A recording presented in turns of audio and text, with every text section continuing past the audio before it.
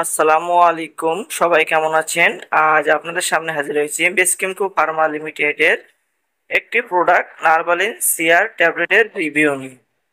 নারবালিন CR এর genetic name pregabalin 82.5 milligram.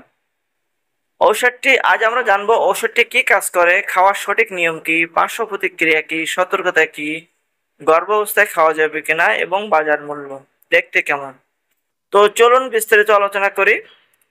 ব্যবহার উদ্বেগ ফাইব্রোমায়ালজিয়া বা একটি দীর্ঘস্থায়ী রোগ যা মাংসপেশি এবং নরম টিস্যুতে ব্যথা সৃষ্টি করে। এই রোগে আক্রান্ত ব্যক্তির শরীরে বিভিন্ন অংশে ব্যথা হতে পারে। সেই সাথে ক্লান্তি, ঘুমের সমস্যা, মনোযোগের অভাব দেখা দিতে পারে। পেটে হাইপোটিক খিঁচুনি, ডায়াবেটিক নিউরোপ্যাথি ব্যথা, মেরুদণ্ডে আঘাতের সাথে ব্যথা, মাজা পা যন্ত্রণা হতে পারে। প্রিগাবালিন মোট এর দৈনিক ডোজ 2 থেকে 3 বার। প্রিগাবালিন সিআর এর মাত্রা দিনে 1 বার।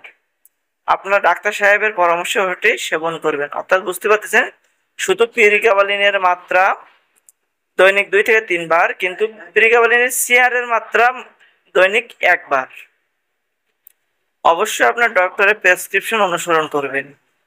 সাধারণ পার্শ্ব প্রতিক্রিয়ার মধ্যে রয়েছে ঝিমুনি, ঘুম ঘুম ভাব, শুষ্ক মুখ, ইডিমা, ঝাপসা দৃষ্টি, ওজন বৃদ্ধি, অস্বাভাবিক চিন্তা ভাবনা।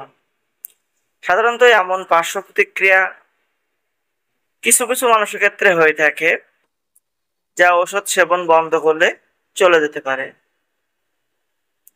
সতর্কতা ও সতর্কবাণীর ভেতরে আছে অতি প্রতিক্রিয়াশীল রোগীদের ক্ষেত্রে প্রতিনির্দেশিত। প্রিগাবালিন এর সেবন হঠাৎ করে বন্ধ করে দিলে তা অনিদ্রা, ক্ষুধামন্দা, মাথা ব্যথা বা ডায়রিয়ার মতো উপসর্গ তৈরি করতে পারে। তাই এর সেবন ধীরে ধীরে সর্বনিম্ন 1 সপ্তাহের মধ্যে বন্ধ করা উচিত। প্রিগাবালিনের সেবন ক্রিয়েটিনাইন ও ক্লিয়ারেন্স বৃদ্ধি করতে পারে। ক্রিয়েটিনাইন কাইনেজ এর মাত্রা অতিরিক্ত হয়ে গেলে এটি বন্ধ করতে হবে। গর্ভাবস্থায় স্তনদানকালে ব্যবহার। গর্ভাবস্থায় এটি তখনই ব্যবহার করা উচিত যখন এর উপকারিতা ঝুঁকির তুলনায় অনেক বেশি হবে এবং 2025 সালে প্রতি পিসের দাম 25 টাকা।